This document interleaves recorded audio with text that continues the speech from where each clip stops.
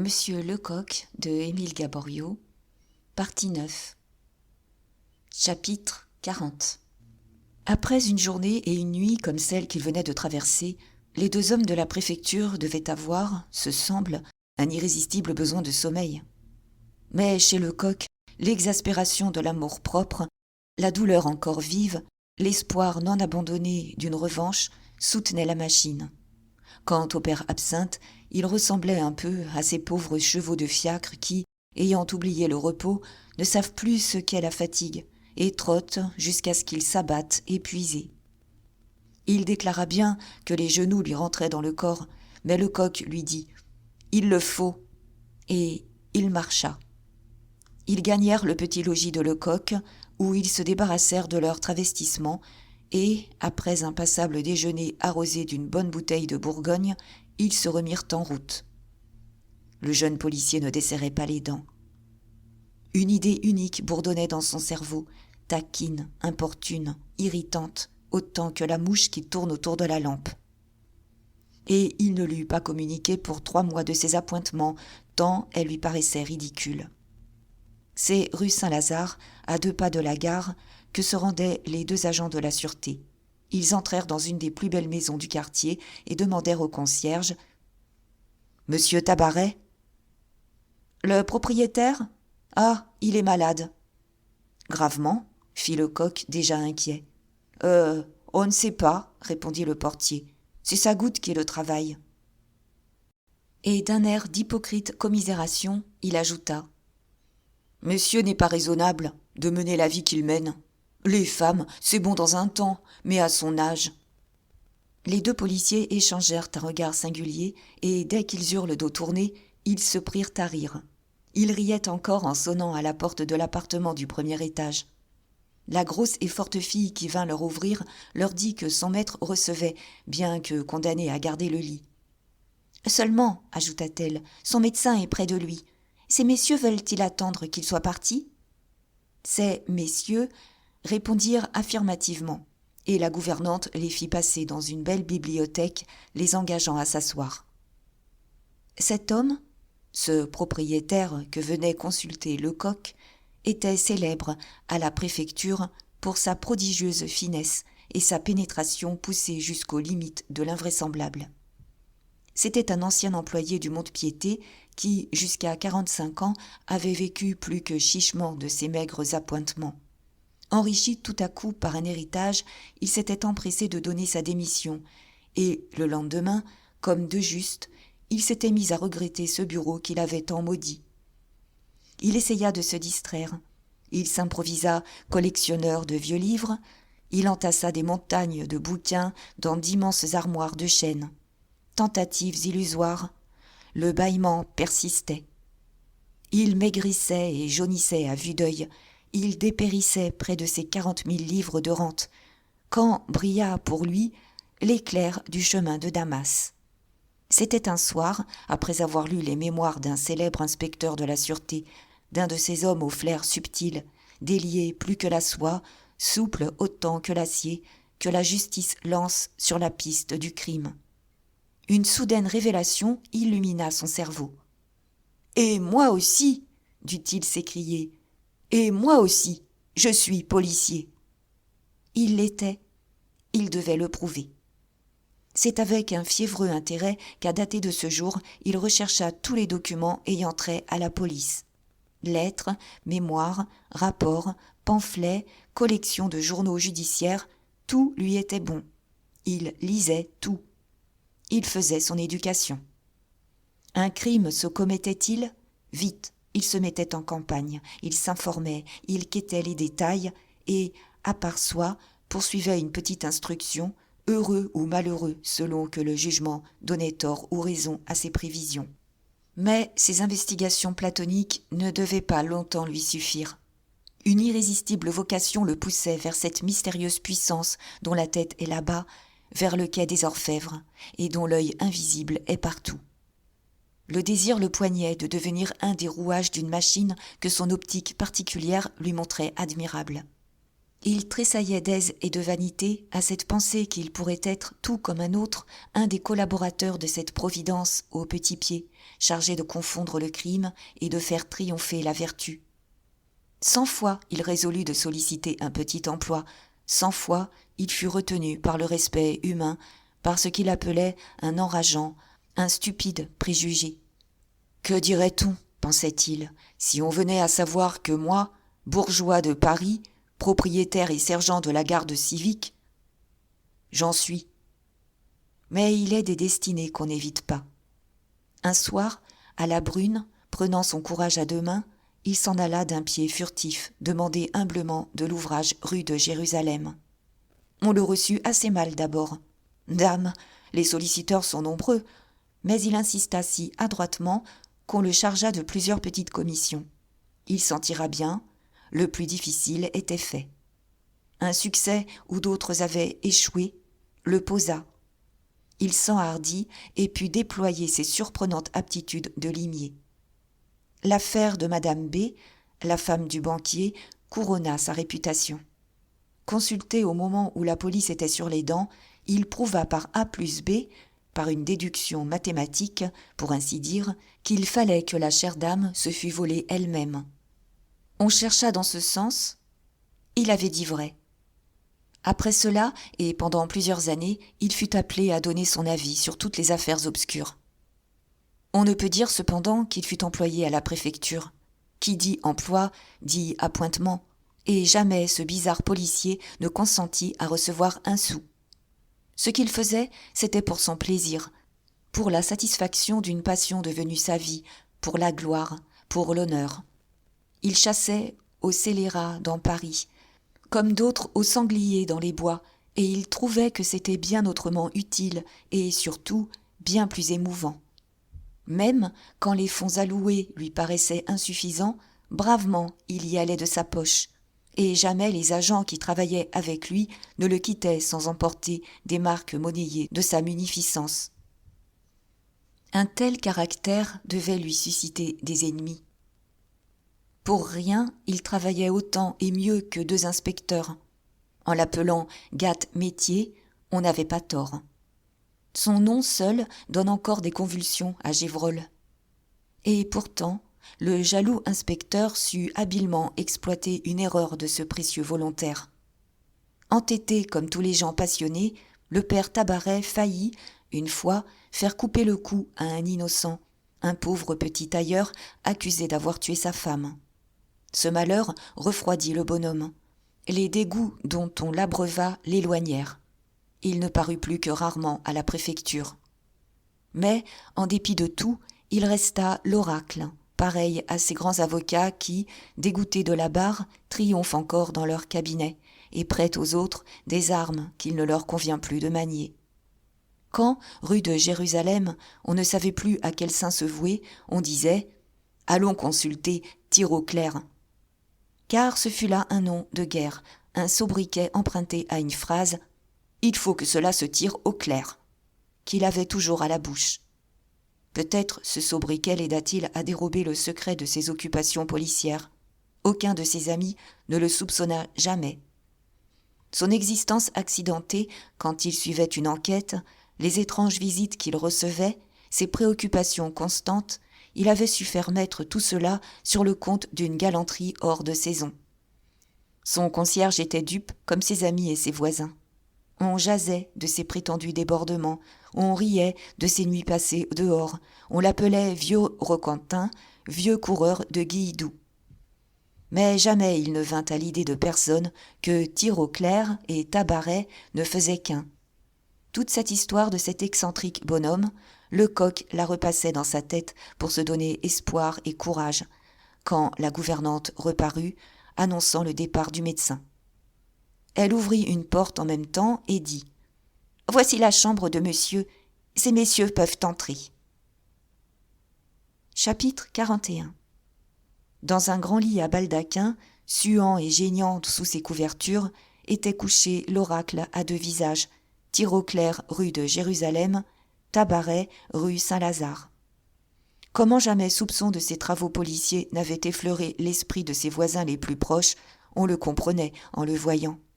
Impossible d'accorder non pas une perspicacité supérieure, mais seulement une intelligence moyenne au porteur de cette physionomie, où la bêtise le disputait à un étonnement perpétuel.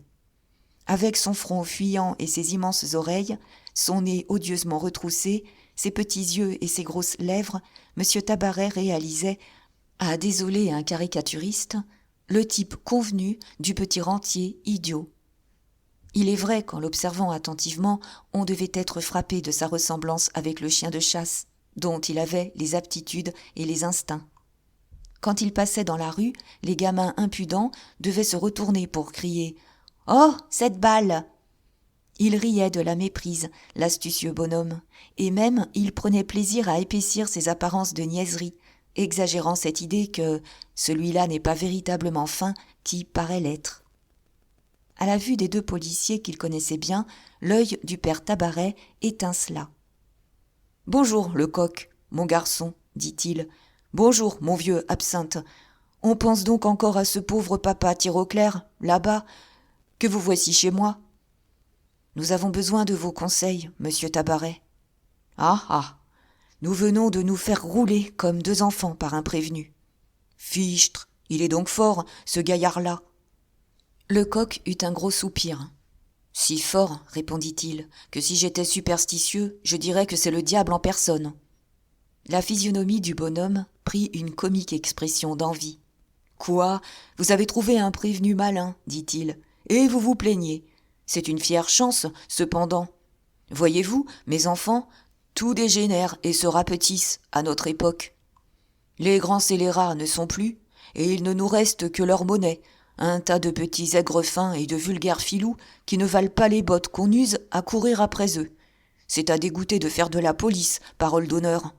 Plus de peine, d'émotion, d'anxiété, de jouissance vive. Plus de ces belles parties de cache-cache comme il s'en jouait jadis entre les malfaiteurs et les agents de la sûreté. Maintenant, quand un crime est commis, le lendemain, le criminel est coffré. On prend l'omnibus pour aller l'arrêter à domicile. Et on le trouve. Ça fait pitié. Mais que lui reproche-t-on à votre prévenu ? Il a tué 3 hommes, répondit le père Absinthe.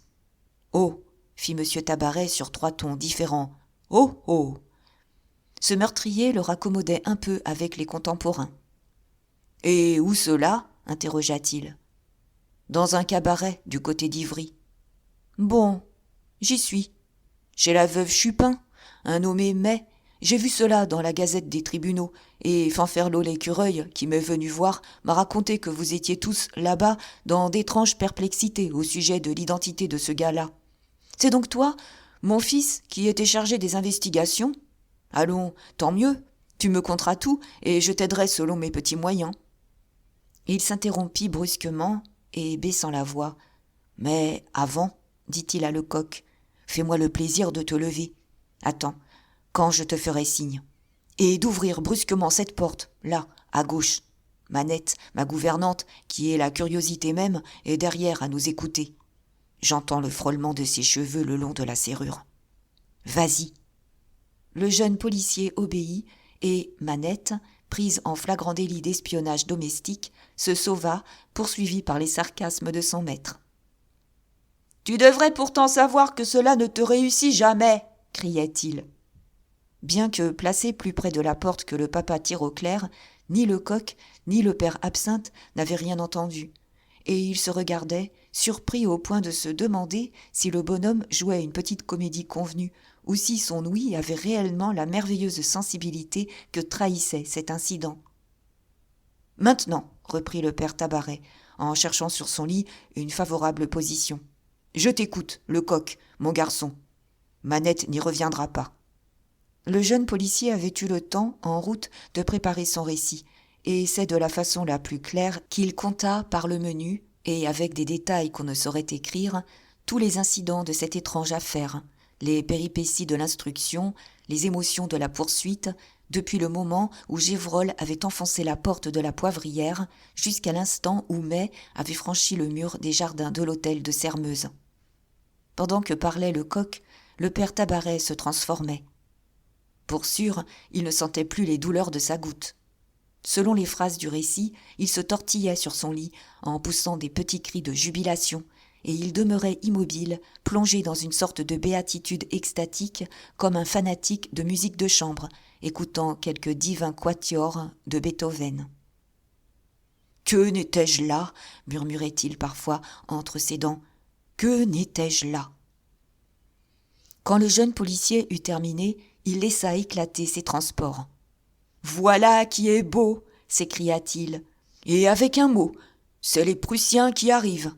Pour point de départ, Lecoq, mon garçon, il faut que je te le dise, et je m'y connais, tu t'es conduit comme un ange. »« Ne voudriez-vous pas dire comme un sot ?» demanda le défiant policier. « Non, mon ami, certes non, Dieu m'en est témoin. Tu viens de réjouir mon vieux cœur. Je puis mourir, j'aurai un successeur. Je voudrais t'embrasser, au nom de la logique. Ah, ce Gévrol qui t'a trahi, car il t'a trahi, n'en doute pas, et je te donnerai le moyen de le convaincre de perfidie. Cet obtus et entêté général n'est pas digne de brosser ton chapeau. »« Vous me comblez, monsieur Tabaret, » interrompit Lecoq, qui n'était pas bien sûr qu'on ne se moquât pas de lui. « Mais avec tout cela, May a disparu, et je suis perdu de réputation avant d'avoir pu commencer ma réputation. » Le bonhomme eut une grimace de singe épluchant une noix. « Oh, attends, reprit-il, avant de repousser mes éloges. Je dis que tu as bien mené cette affaire, mais on pouvait la mener mieux, infiniment mieux. Cela s'explique. Tu es doué, c'est incontestable.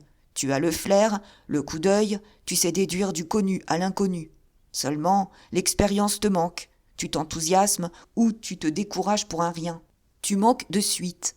Tu t'obstines à tourner autour d'une idée fixe comme un papillon autour d'une chandelle. Enfin, tu es jeune. Sois tranquille, c'est un défaut qui passera tout seul et trop tôt. Pour tout dire, tu as commis des fautes. » Lecoq baissait la tête, comme l'élève recevait la leçon de son professeur. N'était-il pas l'écolier, et ce vieux n'était-il pas le maître ?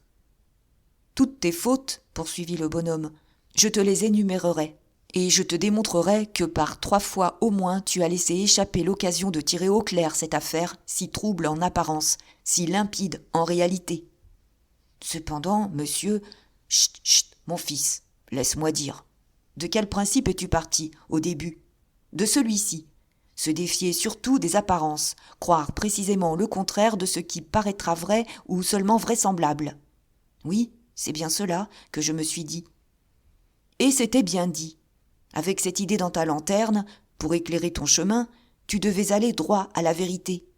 Mais tu es jeune, je te l'ai déjà dit, et à la première circonstance très vraisemblable qui s'est rencontrée, tu as totalement oublié ta règle de conduite. On t'a servi un fait plus que probable, et tu l'as avalé comme le goujon gobe l'appât du pêcheur. La comparaison ne laissa pas que de piquer le jeune policier. « Je n'ai pas été, ce me semble, si simple que cela, protesta-t-il. Bah, qu'as-tu donc pensé lorsqu'on t'a appris que M. d'Escorval, le juge d'instruction, s'était cassé la jambe en descendant de voiture ? Dame, j'ai cru ce qu'on me disait, je l'avoue franchement, parce que... » Il cherchait. Le père Tirauclair éclata de rire. « Tu l'as cru, acheva-t-il, parce que c'était extraordinairement vraisemblable. Qu'eussiez-vous donc imaginé à ma place ? Le contraire de ce qu'on me disait.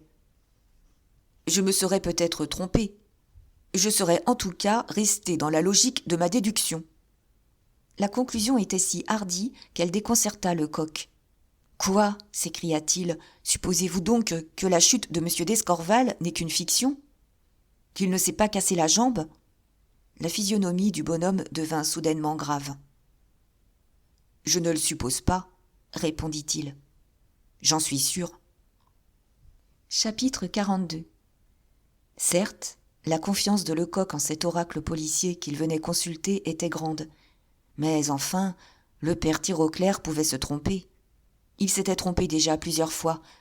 Tous les oracles se trompent, c'est connu.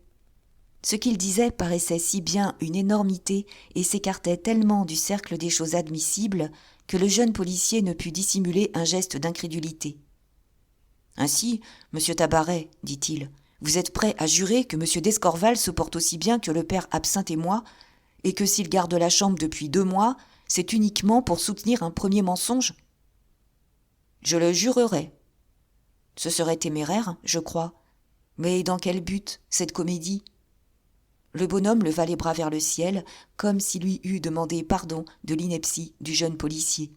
« Comment ? C'est toi ? Prononça-t-il. Toi en qui je voyais un successeur et un continuateur de ma méthode d'induction ? Comment ? C'est toi qui m'adresses cette question saugrenue ? Voyons, réfléchis donc un peu. Te faut-il un exemple pour aider ton intelligence ? Soit. Suppose-toi juge, pour un moment. Un crime est commis. On te charge de l'instruction. Et tu te rends près du prévenu pour l'interroger. Très bien. Ce prévenu avait réussi jusque-là à dissimuler son identité. C'est notre cas, n'est-il pas vrai ? Eh bien, que ferais-tu si du premier coup d'œil tu reconnaissais sous un déguisement ton meilleur ami ou ton plus cruel ennemi ? Que ferais-tu ? Je me dirais qu'il commet une coupable imprudence, le magistrat qui s'expose à avoir à hésiter entre son devoir et sa passion, et je me récuserais. J'entends. Mais dévoilerais-tu la véritable personnalité de ce prévenu, ami ou ennemi, personnalité que tu serais seul à connaître ? La question était délicate, la réponse embarrassante. Lecoq garda le silence, réfléchissant. « Moi, s'écria le père Absinthe, je ne révélerai rien du tout. Ami ou ennemi du prévenu, je resterai neutre, absolument. Je me dirai que d'autres cherchent qui il est, ce sera tant mieux s'ils le trouvent, et j'aurai la conscience nette. » C'était le cri de l'honnêteté, non la consultation d'un casuiste. « Je me tairai aussi, répondit enfin le jeune policier, et il me semble qu'en me taisant, je ne manquerai à aucune des obligations du magistrat. » Le père Tabaret se frottait vigoureusement les mains, ainsi qu'il lui arrive quand il va tirer de son arsenal un argument victorieux. « Cela étant, dit-il, fais-moi le plaisir, mon fils, de me dire quel prétexte tu imaginerais pour te récuser sans éveiller des soupçons. »« Ah, je ne sais, je ne puis répondre à l'improviste. Si j'en étais là, je chercherais, je m'ingénierais. »« Et tu ne trouverais rien qui vaille, » interrompit le bonhomme. « Allons, pas de mauvaise foi, confesse-le, ou plutôt si, tu trouverais l'expédient de M. d'Escorval et tu l'utiliserais. Tu ferais semblant de te briser quelques membres, seulement, comme tu es un garçon adroit, c'est le bras que tu sacrifierais, ce qui serait moins incommode et ne te condamnerait pas à une réclusion de plusieurs mois. » À la physionomie de Lecoq, il était aisé de voir que le vieux volontaire de la rue de Jérusalem l'avait amené au soupçon.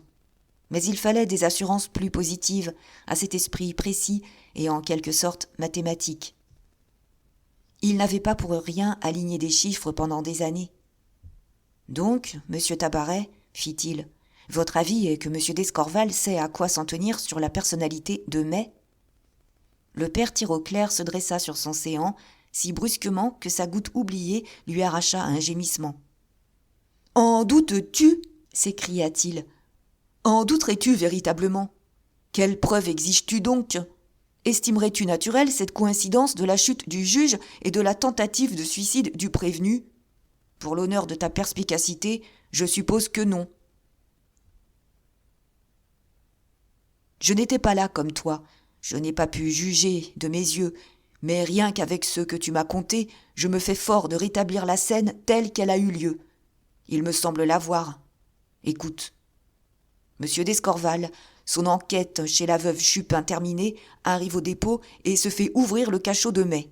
Ces 2 hommes se reconnaissent. S'ils eussent été seuls, ils se fussent expliqués. Et les choses prenaient une autre tournure. Tout s'arrangeait peut-être. Mais ils n'étaient pas seuls. Il y avait là un tiers, le greffier. Ils ne se sont donc rien dit. Le juge, d'une voix troublée, a posé quelques questions banales, et le prévenu, horriblement troublé, a répondu tant bien que mal. La porte refermée, M. d'Escorval s'est dit « Non, je ne saurais être le juge de cet homme que je hais. » Ses perplexités étaient terribles. Quand tu as voulu lui parler à sa sortie, il t'a brutalement renvoyé au lendemain, et un quart d'heure plus tard, il simulait une chute. « Alors » interrogea Lecoq. « Vous pensez que M. d'Escorval et notre soi-disant mai sont des ennemis ? Parbleu, répondit le bonhomme de sa petite voix claire et tranchante. Est-ce que les faits ne le démontrent pas ? S'ils étaient amis, le juge eût probablement joué sa comédie, mais le prévenu n'eût point cherché à s'étrangler. Enfin, grâce à toi, Mai a été sauvé, car il te doit la vie, cet homme-là. Entortillé dans sa camisole de force, il n'a rien pu entreprendre de la nuit.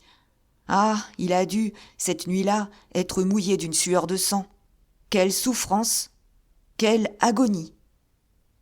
Aussi, au matin, quand on l'a conduit à l'instruction, c'est avec une sorte de frénésie dont les transports avaient frappé, aveugle, qu'il s'est précipité dans le cabinet du juge. Dans ce cabinet, il comptait trouver M. d'Escorval, triomphant de son malheur. Je ne suppose pas qu'il eût l'intention de se précipiter sur lui, mais il voulait lui dire « Eh bien oui, c'est moi. La fatalité s'en est mêlée. J'ai tué 3 hommes, et vous me tenez, je suis à votre discrétion. Mais précisément parce qu'il y a entre nous une haine mortelle, vous vous devez à vous-même de ne pas prolonger mes tortures. Abuser serait une lâcheté infâme. » Oui, il voulait dire cela, ou à peu près, le coq, mon garçon. Si tu m'as bien décrit l'expression de son visage, où la hauteur le disputait au plus farouche désespoir. Mais ce n'est pas tout.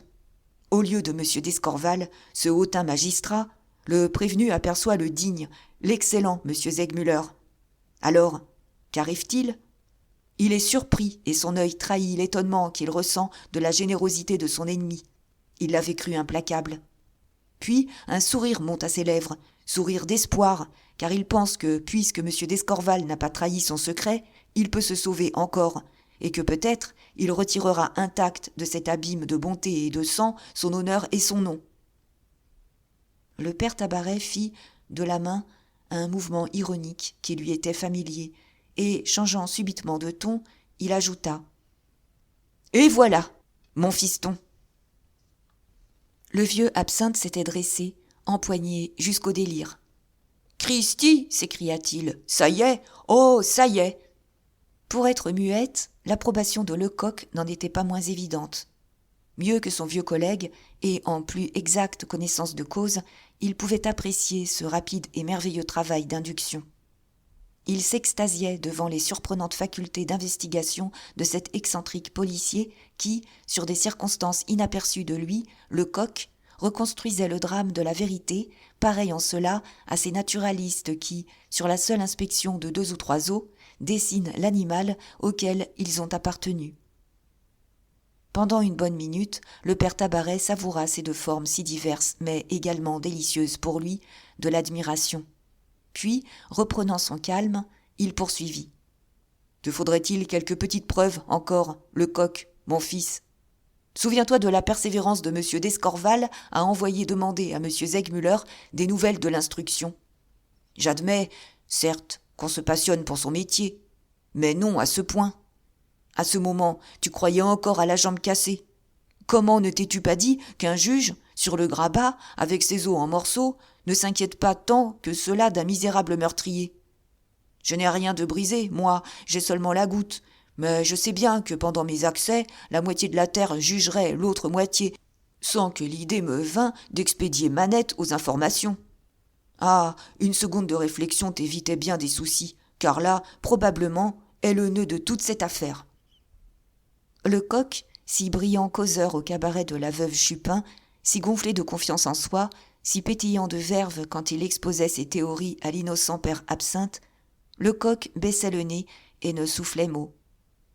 Et il n'y avait dans son attitude ni calcul, ni dépit. Venu pour demander un conseil, il trouvait tout naturel, bon sens rare, qu'on le lui donnât. Il avait commis des fautes. On les lui faisait toucher du doigt, il ne s'en indignait pas, autre prodige, et il ne cherchait pas à démontrer qu'il avait eu surtout raison quand il avait eu tort. D'autres, à sa place, eussent jugé le père Tirauclair un peu bien prolixe en ses sermons. Lui, non. Il lui savait, au contraire, un gré infini de la semonce, se jurant bien qu'elle lui profiterait. « Si quelqu'un, pensait-il, peut me tirer l'horrible épine que j'ai au pied, c'est assurément ce bonhomme si perspicace. et il me la tirera. Je le vois bien à son assurance. » Cependant, M. Tabaret s'était versé un grand verre de tisane et l'avait avalé. Il s'essuya les lèvres et reprit. « Je ne parlerai que pour mémoire, mon garçon, de l'école que tu as faite en n'arrachant pas à Toinon la vertu, pendant qu'elle était à ta dévotion, tout ce qu'elle savait de l'affaire. Quand on tient la poule, tu sais le proverbe, il faut la plumer sur le champ, sinon... » « Soyez tranquille, monsieur Tabaret, je suis payé pour me rappeler le danger qu'on court à laisser refroidir un témoin bien disposé. »« Passons donc. Mais ce qu'il faut que je te dise, c'est que 3 ou 4 fois, pour le moins, tu as eu le moyen de tirer la chose au clair. » Il s'arrêta, attendant quelques protestations de son élève. Elle ne vint point. « S'il le dit, pensait le jeune policier, cela doit être. » Cette discrétion frappa beaucoup le bonhomme et redoubla l'estime qu'il avait conçue pour le caractère de Lecoq. « La première fois que tu as manqué le coche, poursuivit-il, c'est quand tu promenais la boucle d'oreille trouvée à la poivrière. »« Ah, j'ai cependant tout tenté pour arriver à la dernière propriétaire. »« Beaucoup tenté, je ne dis pas non, mon fils. Mais tout, c'est trop dire. Par exemple, quand tu as appris que la baronne de Watrau était morte et qu'on avait vendu tout ce qu'elle possédait, qu'as-tu fait ? Vous le savez, j'ai couru chez le commissaire-priseur chargé de la vente. Très bien, après. J'ai examiné le catalogue et n'y découvrant aucun bijou dont la description s'appliqua à ces beaux diamants, j'ai reconnu que la piste était perdue. Le père Tirauclair jubilait. « Justement, s'écria-t-il, voilà en quoi tu t'es trompé. Si ce bijou d'une si grande valeur n'était pas décrit au catalogue de la vente, c'est que la baronne de Watrau ne le possédait plus au moment de sa mort. Si elle ne le possédait plus, c'est qu'elle l'avait donné ou vendu. À qui ? À une de ses amies, très probablement. C'est pourquoi, à ta place, je me serais enquis du nom des amis intimes de madame de Watrau, ce qui était aisé, et j'aurais tâché de me mettre bien avec toutes les femmes de chambre de ses amis. Joli garçon comme tu l'es, c'eût été un jeu pour toi. » Ce conseil parut divertir prodigieusement le père Absinthe. « Hé hé, fit-il avec son gros rire, ça m'irait joliment ce système de police. » Monsieur Tabaret ne releva pas l'exclamation. « Enfin, continua-t-il, j'aurais montré la boucle d'oreille à toutes ces soubrettes, jusqu'à ce qu'il s'en trouvât une qui me dit « Ce diamant est à ma maîtresse », ou une qui, à sa vue, eût été prise d'un tremblement nerveux. « Et dire, murmura Lecoq, que cette idée ne m'est pas venue. »« Attends, j'arrive à la seconde occasion manquée. Comment t'es-tu conduit quand tu as eu en ta possession la malle que May prétendait être sienne ? Tu l'as tout bonifacement remise à ce prévenu si fin. Saperlotte, tu n'ignorais pourtant pas que cette malle n'était qu'un accessoire de la comédie, qu'elle n'avait pu être déposée chez madame Milner que par le complice, que tous les effets qui s'y trouvaient avaient été achetés après coup.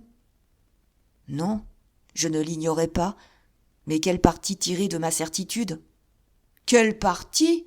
Oh, mon fils, moi qui ne suis qu'un pauvre vieux bonhomme, j'aurais convoqué le banc et l'arrière-ban des fripiers de Paris, et j'en aurais, à la fin, déniché un qui se serait écrié « C'est frusque, c'est moi qui les ai vendus à un individu comme ça et comme ça, qui achetait pour le compte d'un de ses amis dont il avait apporté la mesure. » Dans la colère où il était contre lui-même, Lecoq s'emporta jusqu'à ébranler d'un furieux coup de poing le meuble placé contre lui. « Sacrebleu !» s'écria-t-il. « Le moyen était infaillible et simple comme bonjour. Ah, de ma vie, je ne me pardonnerai mon ineptie. »« Doucement, interrompit le bonhomme. Tu vas trop loin, mon cher garçon. Ineptie n'est pas du tout le mot. C'est légèreté qu'il faut dire. Tu es jeune, que diable ! Ce qui serait moins excusable, c'est la façon dont tu as mené la chasse du prévenu après son évasion. »« Hélas !» murmura le jeune policier découragé. « Dieu sait pourtant si je me suis donné du mal. »« Trop, mon fils, 1000 fois trop. Et c'est là ce que je te reproche. Quel diantre d'idée t'a pris de suivre ce soi-disant May pas à pas, comme un vulgaire fileur ?» Cette fois, Lecoq fut stupéfié. « Devais-je donc le laisser échapper ? demanda-t-il. « Non, Mais si j'avais été à côté de toi, sous les galeries de l'Odéon, quand tu as si habilement, car tu es habile, ô mon fils, et promptement deviné les intentions du prévenu, je t'aurais dit, ce gars-là, ami Lecoq, cours chez madame Milner lui dire de faire savoir son évasion. Laissons-le courir. Et quand il est sorti de l'hôtel de Mariembourg, j'aurais ajouté, maintenant, laisse-le aller où il voudra, mais attache-toi à madame Milner, ne la perds pas de vue, ne la quitte pas plus que l'ombre le corps, car elle te conduira au complice, c'est-à-dire au mot de l'énigme. Et elle m'y eût conduit, oui, je le reconnais. Au lieu de cela, cependant, qu'as-tu imaginé ? Tu as couru te montrer à l'hôtel de Mariembourg, tu as terrifié le garçon. Quand on a tendu des nasses et qu'on prétend prendre du poisson, on ne bat pas du tambour auprès.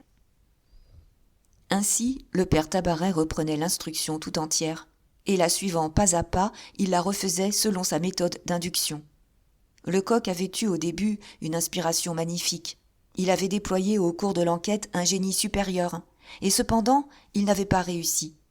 Pourquoi ? C'est que, toujours, il s'était écarté du principe admis au commencement et résumé par lui en cet axiome, se défier de la vraisemblance. Mais le jeune policier n'écoutait que d'une oreille distraite. 1000 projets se présentaient à son esprit. Bientôt, il n'y tint plus. « Vous venez de me sauver du désespoir, monsieur, interrompit-il. J'avais cru tout perdu, et je découvre que mes sottises peuvent se réparer. Ce que je n'ai pas fait, je puis le faire, il en est temps encore. N'ai-je pas toujours à ma disposition la boucle d'oreille et divers effets du prévenu ? Madame Milner tient encore l'hôtel de Mariembourg, je vais la surveiller. Et pourquoi toutes ces démarches, garçon ? Comment ? Pourquoi ? Pour retrouver mon prévenu, donc. Moins plein de son idée, Lecoq eût surpris le fin sourire qui errait sur les lèvres niaises de Tirauclair. « Ah, ça, mon fils, interrogea-t-il, est-ce que tu ne te doutes pas un peu du vrai nom de ton soi-disant saltimbanque ?» Lecoq tressaillit et détourna la tête. Il ne voulait pas laisser voir ses yeux. « Non, répondit-il d'une voix émue, je ne me doute pas. »« Tu mens, interrompit le bonhomme, tu sais aussi bien que moi que Mai demeure rue de Grenelle-Saint-Germain, et qu'il se nomme Monsieur le Duc de Sairmeuse. » À ces mots, le père Absinthe éclata de rire. « Ah, la bonne plaisanterie !» s'écria-t-il. « Ah ah !» Telle n'était pas l'opinion de Lecoq. « Eh bien, oui, monsieur Tabaret, dit-il, j'ai eu cette idée, moi aussi, mais je l'ai chassée. »« Vraiment ? Et par quelle raison, s'il te plaît ? » ?»« Dame, c'est que tu ne sais pas rester dans la logique de tes prémices. Mais je le sais, moi, je suis conséquent et je me dis, il paraît impossible que le meurtrier du cabaret de la Chupin soit le duc de Sairmeuse. Donc, le meurtrier du cabaret de la Chupin, mais le soi-disant saltimbanque, est le duc de Sairmeuse. Chapitre 43. Comment cette idée était-elle venue au père Tabaret ? Voilà ce que Lecoq ne pouvait comprendre. Qu'il l'eût eu, lui, Lecoq, lorsque son prévenu s'était pour ainsi dire évanoui, comme un léger brouillard, on le concevait à la rigueur. Le désespoir enfante les plus absurdes chimères, et d'ailleurs, quelques mots de couturier pouvaient servir de prétexte à toutes les suppositions. Mais le père Tirauclair était de sang-froid, lui. Mais les paroles de couturier avaient perdu à être rapportées toute leur valeur. Le bonhomme ne pouvait pas ne pas remarquer la mine étonnée du jeune policier, et, dès lors, démêler ses sentiments était aisé. « Tu as l'air de tomber des nues, garçon, » lui dit-il. « Te figurerais-tu que j'ai parlé au hasard, comme un étourneau ? » ?»« Non, certes, monsieur, mais tais-toi. Ta surprise vient de ce que tu ne sais pas le premier mot de l'histoire contemporaine. Ton éducation, sur ce point, est à faire, et tu la feras, si tu ne veux pas rester toute ta vie un grossier chasseur de scélérats comme ton ennemi Gévrol. » J'avoue que je ne vois pas le rapport. Monsieur Tabaret ne daigna pas répondre à cette question. Il se retourna vers le père Absinthe et, du ton le plus amical, « Faites-moi donc le plaisir, mon vieux, lui dit-il, de prendre dans ma bibliothèque, à côté, 2 gros in-folios intitulés « Biographie générale des hommes du siècle ». Ils sont dans l'armoire de droite. Le père Absinthe s'empressa d'obéir, et dès qu'il fut en possession de ces volumes, le père Tabaret se mit à les feuilleter d'une main fiévreuse, non sans annoncer, comme toujours quand on cherche un mot dans le dictionnaire. « Esbéron, bredouillait-il, Escar, Esquirac, Escher, Escodica, enfin, nous y voici, Escorval. Écoute-moi bien, mon fils, et la lumière se fera dans ta cervelle. » Point n'était besoin de la recommandation. Jamais les facultés du jeune policier n'avaient été plus tendues. C'est d'une voix brève que le bonhomme lut. Escorval, Louis-Guillaume, baron. Administrateur et homme politique français, né à Montaignac le 3 décembre 1769, d'une vieille famille de robes. Il achevait ses études à Paris quand éclata la Révolution. Il en embrassa la cause avec toute l'ardeur de la jeunesse. Mais, épouvanté bientôt des excès qui se commettaient au nom de la liberté, il se rangea du côté de la réaction, conseillé peut-être par Roederer, qui était un ami de sa famille. Recommandé au premier consul par M. de Talleyrand, il débuta dans la carrière administrative par une mission en Suisse, et tant que dura l'Empire, il fut mêlé aux plus importantes négociations. Dévoué corps et âme à la personne de l'empereur, il se trouva gravement compromis à la seconde Restauration. Arrêté lors des troubles de Montaignac sous la double prévention de haute trahison et de complot à l'intérieur, il fut traduit devant une commission militaire et condamné à mort. Mais il ne fut pas exécuté. Il dut la vie au noble dévouement et à l'héroïque énergie d'un prêtre de ses amis, l'abbé Midon, curé du petit village de Sermeuse. Le baron d'Escorval n'a qu'un fils, entré fort jeune dans la magistrature. Grand fut le désappointement de Lecoq. « J'entends bien, prononça-t-il, c'est la biographie du père de notre juge.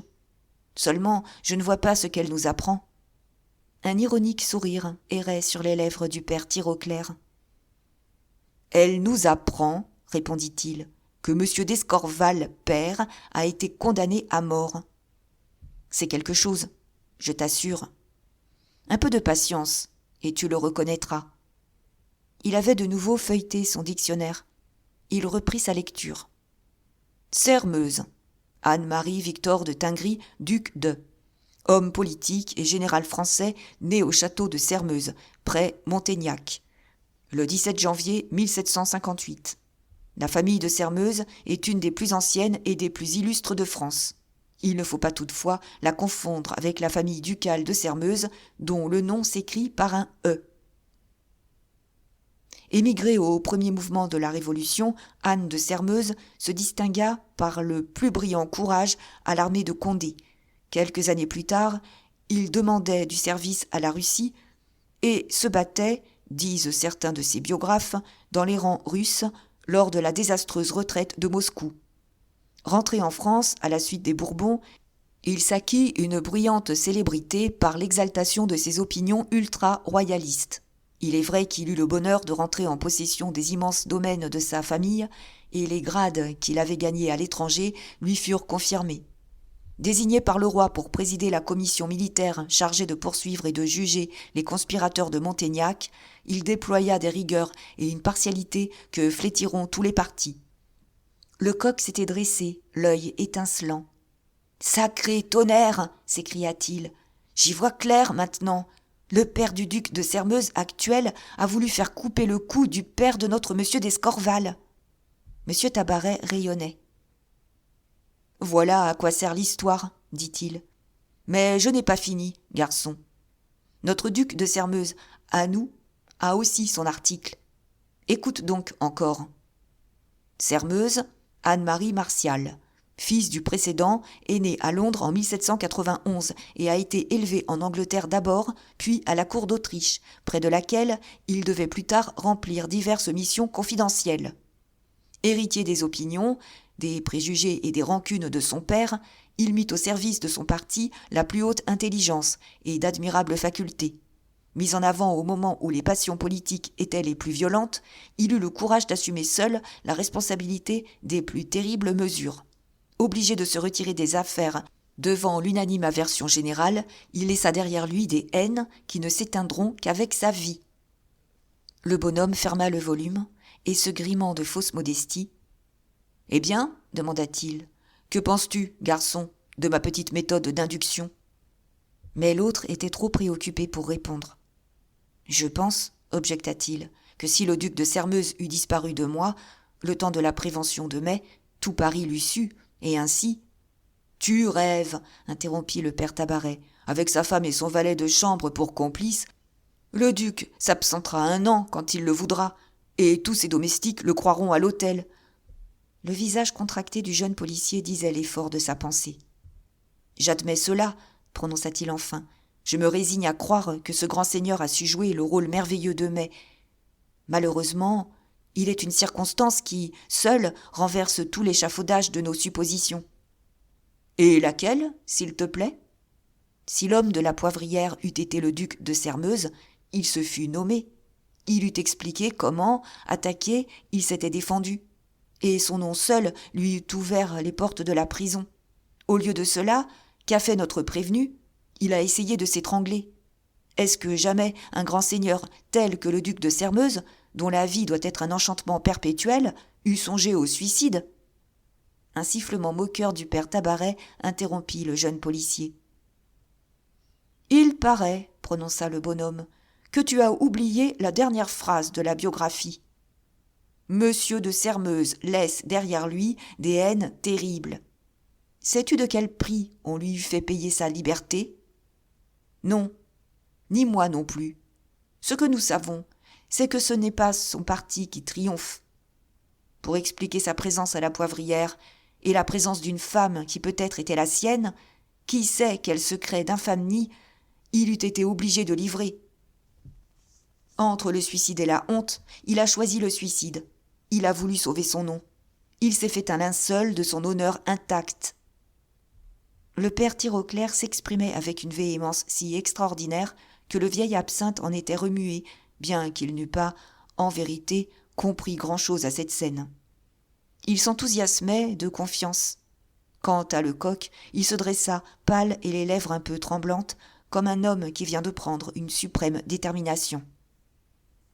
« Vous excuserez ma supercherie, monsieur Tabaret, fit-il d'une voix émue.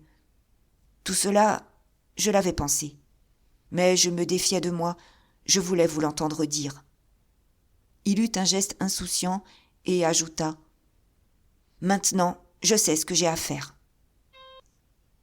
Le père Tabaret leva les bras au ciel avec tous les signes de la plus terrible agitation. « Malheureux !» s'écria-t-il. « Aurais-tu la pensée d'aller arrêter le duc de Sairmeuse ? Pauvre Lecoq ! Libre, cet homme est presque tout-puissant. Et toi, infime agent de la sûreté, tu serais brisé comme verre. Prends garde, ô mon fils, ne t'attaque pas au duc. Je ne répondrai même pas de ta vie. » Le jeune policier hocha la tête. « Oh, je ne m'abuse pas, dit-il. Je sais qu'en ce moment, le duc est hors de mes atteintes. Mais je le tiendrai le jour où j'aurai pénétré son secret. Je méprise le danger, mais je sais que pour réussir, je dois me cacher. Je me cacherai, donc. Oui, je me tiendrai dans l'ombre jusqu'au jour où j'aurai soulevé le voile de cette ténébreuse affaire. Alors, j'apparaîtrai. Et si, véritablement, Mai est le duc de Sairmeuse, j'aurai ma revanche.